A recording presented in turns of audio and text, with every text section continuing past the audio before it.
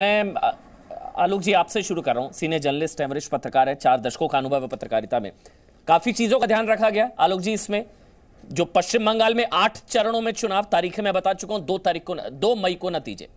आलोक जी।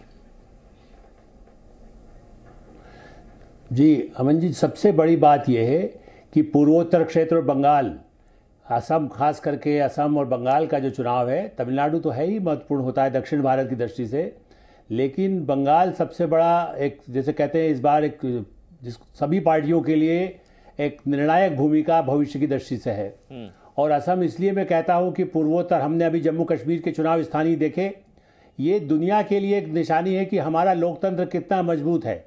आपने देखा होगा चीफ इलेक्शन कमिश्नर अरोड़ा जी ने क्या कहा, बिहार के चुनाव में कितनी बड़ी संख्या में महिलाओं ने उत्साह से दिखाया। पिछली बार भी असम में चुनाव में महिलाओं का बहुत बड़ा रोल रहा। और बंगाल में तो चाहे ममता दीदी हैं, उनके भी समर्थक होंगे, लेकिन उसके बाद भी दूसरी तरफ मोदी जी के भी जो समर्थक है, क्योंकि दोनों लड़ाई वहाँ पर तो तृणमूल और बीजेपी की मान रहे हैं। और बीजेपी भी दावा करेगी और ममता जी करेंगी, हम और आप अभी नहीं, लेकिन इस समय जो घोषणा की गई है और कानून व्यवस्था की स्थिति शांतिपूर्वक अधिकाधिक हो सके, बिहार में जिस तरह से और जम्मू कश्मीर में जितना शांतिपूर्वक हुआ, हमें विश्वास है कि हमारे सुरक्षा बल, हमारे जो वहाँ पर व्यवस्था होगी देश की, वो दुनिया को दिखाएंगे कि भारत का लोकतंत्र कितना मजबूत है। अभी हिंसा की बहुत घटनाएं हुई हैं, 150-200 लोग भाजपा के मारे गए, बल्कि देखा जाए तो एक साल में तो 300 लोग मारे गए और बड़ी हिंसा की घटनाएं होती रही हैं। ठीक है। इसके बावजूद अब इलेक्शन के समय में हमारी आपकी कोशिश होगी, कामना होगी, और इलेक्शन कमीशन और भारत की कामना है, ठीक है, कि चलिए मैं एक कमेंट ले लेता हूं। टीएमसी से दिनेश सिंह जुड़ गए हैं, सुनीत चोपड़ा हैं और अजय आलोक हैं। पहले मैं अजय आलोक आपके पास आ रहा हूं। नजर तो सबकी बंगाल पर, अजय, सुधांशु त्रिवेदी जुड़ गए हैं। पहले अजय आलोक।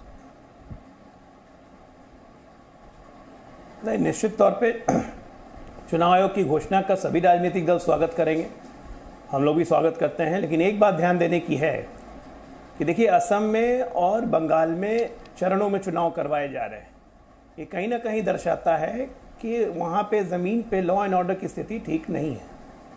और जितने फोर्सेस इसलिए डिप्लॉयमेंट हो रहे हैं क्योंकि सिर्फ बूथ पे दिक्कत नहीं है बंगाल में बूथ पे पहुँचने में भी दिक्कत होगी। इसकी भी चिंता चुनाव आयोग को करनी होगी कि कोई वोटर अगर घर से निकल के बूथ पे जा रहा है, अगर 1 किलोमीटर की दूरी है, तो वहाँ पे भी बीच में उसको धमकाया जा सकता है। तो इन सब एंगल्स को देखते हुए चुनाव आयोग ने ये सब विस्तृत अरेंजमेंट्स किया है। तो इसके लिए चुनाव आयोग को बहुत बहुत बधाई।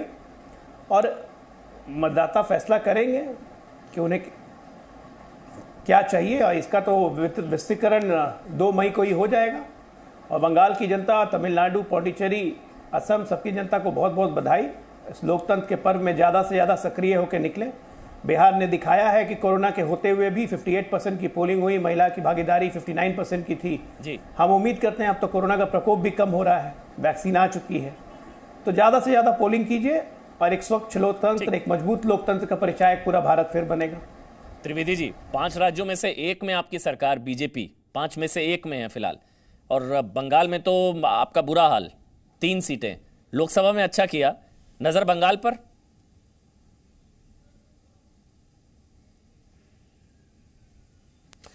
देखिए, आपने जैसा कहा कि हमारा हाल ये कि 3 सीटें, और बंगाल में तीनों पार्टियां, टीएमसी, कम्युनिस्ट और कांग्रेस, लड़ाई हमसे मान रही है। इसका अर्थ हुआ, शायद आपको भी अपनी स्मृति में कभी ध्यान नहीं होगा कि कोई ऐसा भी राज्य है जहां 3 सीटें हों और उसके बावजूद उसी से सारे लोग अपनी लड़ाई मान रहे हो। तो ये बंगाल के बदलते हुए वातावरण, बदलते हुए मनोविज्ञान का परिचायक है। आज जो चुनाव आयोग ने घोषणा की है, तो मैं कहना चाहूंगा, जैसे अभी अजय आलोक जी कह रहे थे, एक दौर हुआ करता था जब बिहार के चुनाव को सर्वाधिक हिंसात्मक और रक्त-रंजित चुनाव माना जाता था। आज वो चुनौती बंगाल के सामने खड़ी है। इसीलिए चुनाव आयोग ने संभवतः गहन विचार विमर्श के बाद 8 चरणों में मतदान कराने का निर्णय लिया है। तो यह लोकतंत्र का पर्व है, परंतु यह भी देखना होगा चुनाव आयोग को भी और पश्चिम बंगाल की जनता को भी कि बंगाल में वह पर्व अपनी कसौटी पर कितना खरा उतरता है। चुनावी हार जीत का जहां तक प्रश्न है, वो एक अलग विषय है। आज हम इसके ऊपर बात कर रहे हैं। चुनाव जीत के लिए हम आश्वस्त हैं, परंतु आज यह विषय है कि चुनाव किस प्रकार से भय और भय के वातावरण से अलग निष्पक्ष रूप से निडर होकर सभी लोगों को अपने मन मुताबिक मत देने का अधिकार। अजय आलोक और सुधांशु त्रिवेदी ने दोनों एक तरफ इशारा किया, वो मैं दिनेश सिंह जो कि टीएमसी से, उनसे जवाब ले लेता हूं। दिनेश सिंह, अजय आलोक और त्रिवेदी जी ने दोनों ने एक तरफ इशारा किया, बंगाल में 294 सीट्स, इलेक्शन 8 चरणों में, तमिलनाडु में 234 सीटें, इलेक्शन 1 फेज में। ये बताता है बंगाल की लॉ एंड ऑर्डर सिचुएशन को। हाँ, इसको तो हम सभी तो अधीर आग्रह से थे कि निर्वाचन कमीशन से निर्वाचन का दिन कब तय होगा और कब उसका ऐलान होगा। उसका आज ऐलान हुआ तो इसको हम लोग स्वागत करते हैं। मगर जो चीज जो दर्शाया जा रहा है कि पश्चिम बंगाल में हिंसा का वातावरण है, इसलिए 8 चरणों में यहाँ चुनाव निर्वाचन कमीशन के द्वारा करवाया जा रहा है, यह बात पूरी जो अपने आप में जो है सो गलत है। भारतवर्ष के अन्य राज्यों में भी जहां राजनीतिक गर्मा गर्मी रहती है, वहां देखा जा रहा है कि 1 चरण में, 2 चरण और 3 चरणों में चुनाव संपन्न कराए जा रहे हैं। और पश्चिम बंगाल के साथ यह एक भेदभाव का यह सिद्धांत है। 8 चरणों में चुनाव कराने की कोई जरूरत नहीं थी, कम चरणों में भी चुनाव यहाँ संपन्न कराए जा सकते थे, भेदभाव लग रहा है, जिससे देश के खर्चों पे कुछ अंकुश होता। चुनाव आयोग भेदभाव कर रहा है बंगाल के साथ, आपको ये लग रहा है? में हो या 10 चरणों में हो, इस चुनाव में तृणमूल कांग्रेस भारी बहुमत के साथ जीतेगी। चाहे जितने चरणों में चुनाव कमीशन को चुनाव करवाना है वो करवा ले। दिनेश जी, आपको ये लग रहा है कि बंगाल में, दिनेश जी मेरे साथ विशाल भी जुड़ गए हैं, जी मीडिया संवाददाता, वो बंगाल में ही है। विशाल के पास भी चलेंगे, लेकिन एक कमेंट सुनील चोपड़ा का आपसे। लेकिन दिनेश जी, बस एक आपसे, क्योंकि मैं क्लैरिफिकेशन चाह रहा हूं, बंगाल में 8 चरणों में चुनाव, भेदभाव आपके हिसाब से, चुनाव आयोग का भेदभाव बंगाल के साथ, आप ये कह रहे हैं? चुनाव आयोग को निष्पक्ष अगर भाजपा काम करने दे, तब तो भारतवर्ष के किसी भी सिस्टम को, किसी भी तंत्र को भारतीय जनता पार्टी ने निष्पक्ष काम करने के लायक छोड़ा ही नहीं है। तो ये डेट्स बीजेपी ने फाइनल करी है, चाहे बीसीआरई हो, ये चरण और डेट्स बीजेपी ने फाइनल करी है, चाहे इलेक्शन कमीशन हो, सब के सब तो पक्षपात से भरे हुए हैं। भाजपा के द्वारा, भाजपा के तरफ से जो कहा जाएगा उसी को करना है। तो ये डेट्स, ये इलेक्शन डेट्स और ये चरण बीजेपी ने तय करें, ये बीजेपी ने तय करें, जो बीजेपी के द्वारा कहा जाएगा उसी को करना है।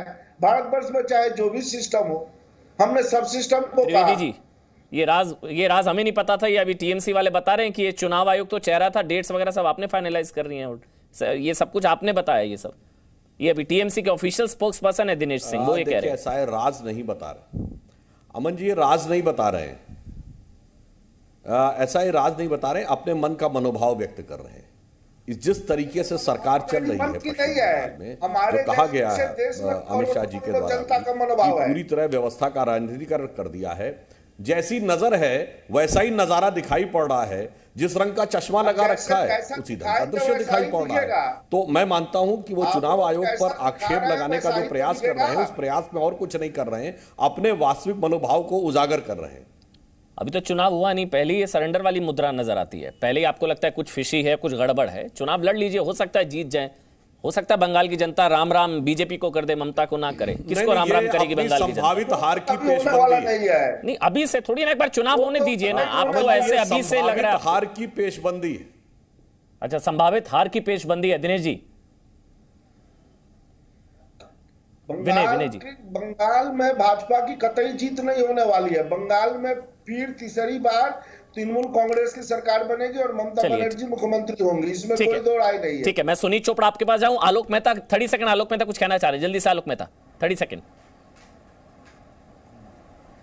जी आनंद जी, अपने मित्रों को बता दीजिए कि चुनाव आयोग राज्य सरकारों से, चूंकि कानून व्यवस्था राज्य का भी विषय है, राज्य का ही विषय है, इसलिए वहां की राज्य प्रशासन से, सरकार से विचार विमर्श के डेट तय होती है। ठीक है, बीजेपी की बात, किसी हर राज्य में राज्य सरकार से भी राय ली जाती है और उनकी आवश्यकता के हिसाब से बल भेजा जाता है। नहीं, अब ये संवैधानिक संस्थाओं पर भी सवाल उठाएंगे, वहां की सरकार, ममता की सरकार, सीबीआई पर सवाल, संवैधानिक संस्थाओं पर सवाल, चुनाव आयोग पर सवाल, सब मिले हुए हैं। बीजेपी ने डेट्स अनाउंस कराई है, ये नया आज पता लगा। बहरहाल सुनील चोपड़ा जी, मैं आपके पास आ रहा हूं, उसके बाद विशाल पांडे, जी मीडिया संवाददाता बंगाल से, कोलकाता से इस वक्त मेरे साथ लाइव जुड़ चुके हैं। पहले चोपड़ा जी, सुनील चोपड़ा जी, केरल आखिरी गढ़ बचाना बहुत जरूरी, वरना जेएनयू रह जाएगा सिर्फ। क्या जी? केरल आखिरी गढ़ बचाना जरूरी, वरना सिर्फ जेएनयू रह जाएगा। देखो, केरल को बचाने का कोई समस्या नहीं है। बंगाल में जो हो रहा है उसमें ईवीएम को भी देखना पड़ेगा, एडमिनिस्ट्रेशन को भी देखना पड़ेगा, वायलेंस को भी देखना पड़ेगा।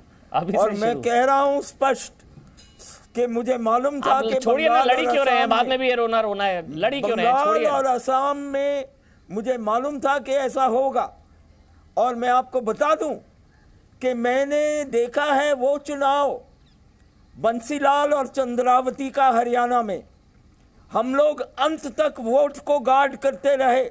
जनता को अपनी वोट भी गार्ड करनी पड़ेगी, मशीनों को भी देखना पड़ेगा और अफसरों के हस्तक्षेप को भी देखना पड़ेगा। चुनाव से पहले क्यों हार मान लेते हैं आप लोग?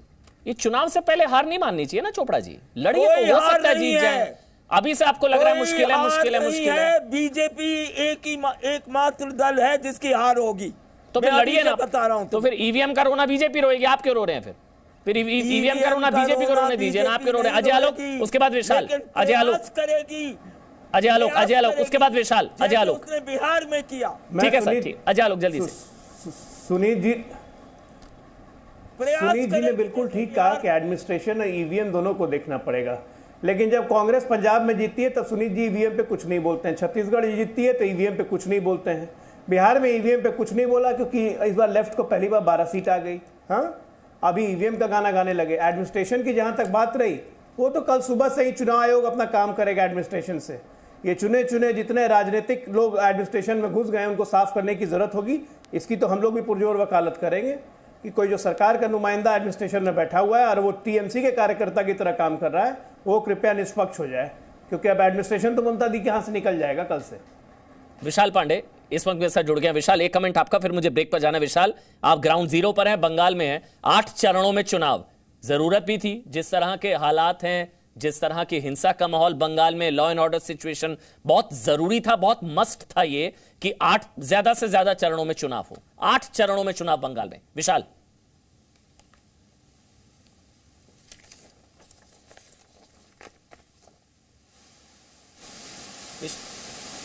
विशाल आपकी आवाज नहीं पहुंच पा रही। ये सवाल त्रिवेदी जी आपसे, मुझे ब्रेक पर जाना है। सुधांशु त्रिवेदी जी, ये सवाल आपसे, क्योंकि यही कहा जा रहा है तमिलनाडु में भी 234 सीटें, वहां एक चरण में चुनाव हो रहा है, यहां 294, यहां 8 चरणों में चुनाव। राज्य का फर्क दिख रहा है मेरे ख्याल से। लॉ एंड ऑर्डर सिचुएशन क्या है त्रिवेदी जी? बिल्कुल राज्य का फर्क है। जैसा मैंने कहा, एक जमाने में सबसे ज्यादा चरणों में चुनाव बिहार में हुआ करते थे, आज सबसे ज्यादा चरणों में चुनाव बंगाल में हो रहे हैं। सुनीत चोपड़ा जी ने कहा कि बंगाल में जो हो रहा है वो महत्वपूर्ण है, और मैं स्पष्ट रूप से कहना चाहता हूं, तो मैं सिर्फ एक ही बात कह रहा हूं, बंगाल में लेफ्ट और कांग्रेस साथ साथ हैं, तो स्पष्ट रूप से बता दें केरल में भी साथ साथ हैं क्या? और केरल में राहुल गांधी जी और कम्युनिस्ट नेता एक साथ राष्ट्रपति भवन में जाते हैं ज्ञापन देने के लिए, तो क्या केरल में यूडीएफ एलडीएफ मिलकर बीजेपी के खिलाफ चुनाव लड़ने जा रहा है? और तीसरा, सुनीत चोपड़ा जी, आप तो उस राज्य से आते हैं जहां के लोग बड़े समझदार होते हैं, मुद्दों को समझते हैं। हम लोग उस राज्य से हैं जहां सतही हैं, बकौल राहुल गांधी। तो उनको जरा ये भी चुनाव में समझा दिया है कि नहीं आपने कि एपीएमसी एक्ट केरल में नहीं है, वो काला कानून तथा कथित जो है वो केरल में लागू है, फिर भी किसान पूरी तरीके से खुशहाल है। तो इस मुद्दे पे आप दोनों साथ साथ हैं केरल में, या यहाँ पर अलग अलग? दिल्ली में साथ है और केरल में टाइम लेना है। देखिए, ताजगी भरा माहौल होता है ना केरल में, तो केरल में जाते ही राहुल गांधी थोड़ी ताजगी महसूस करते हैं। आप किसकी ताजगी रहेगी, किसकी ताजगी बनी रहेगी, किसकी ताजगी उड़ेगी, चलिए पता लगेगा। ठीक है चोपड़ा जी, अभी नहीं, अभी सरेंडर मत करिए।